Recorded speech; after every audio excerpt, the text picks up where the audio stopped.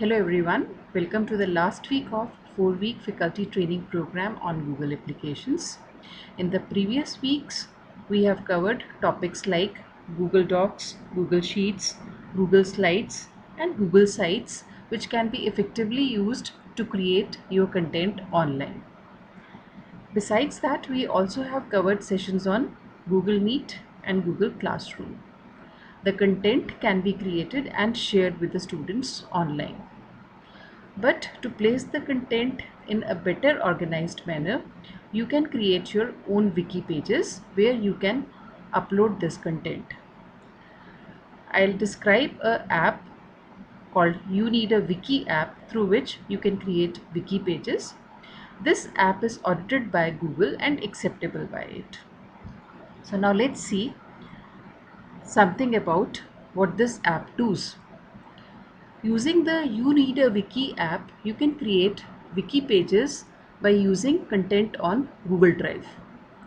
The existing content can be used by you and placed on the wiki pages. Also, whatever content you create afresh will be stored on Google Drive. By using this app, you can place the contents in a nested tree-like structure, just like an index or table of contents in your book, where you can search for any topic or any term very conveniently. You can organize your content in the form of units, subunits, further subunits, and so on.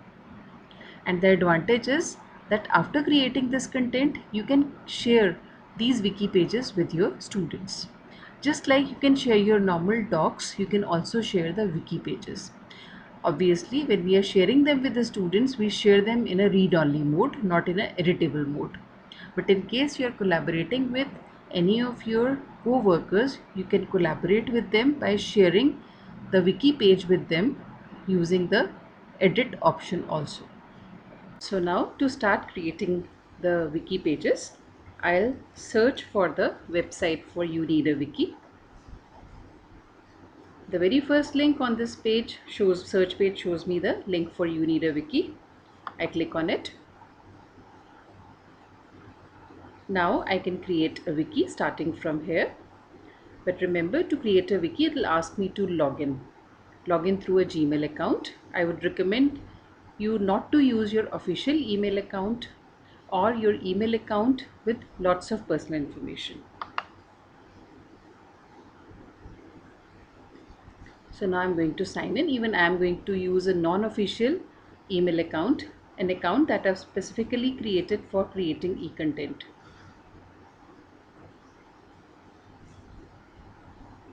It normally asks for a password, but since I had signed in earlier, so it has not asked me for a password. And now I am logged into this app through my email ID mbhardwaj.metri@gmail.com. Now I can create a new wiki from here. Now, in case you want to use your already existing content, then you can use an existing folder and pick up the data from there. Pick up your notes, pick up the PPTs, pick up the documents that you have created and load them in the wiki. Or we can start creating a new wiki. Now let me say I start with a new folder. I can start creating a new folder now by selecting this option, and now I have to give a name to this wiki. For example, I want to create a wiki for computer fundamentals. So I can give the name as computer fundamentals. Till you don't give a name to the wiki, the create option is not activated. Now the create option is activated. I'll click on this.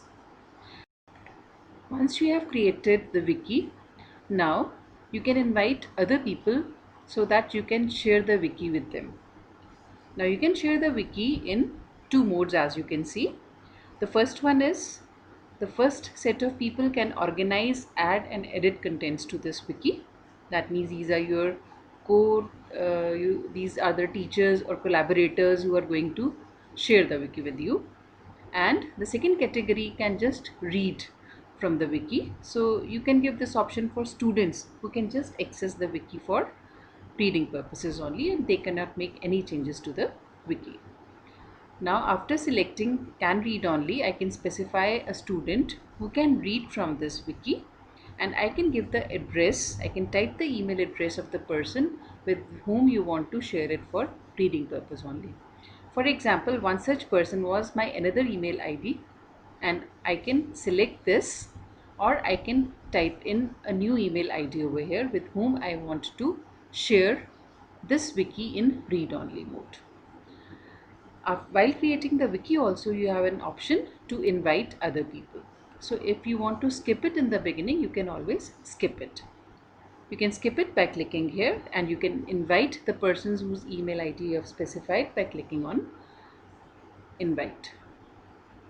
Now you can see the window opens up, the wiki window opens up, and you can see the name of the wiki appears right at the top.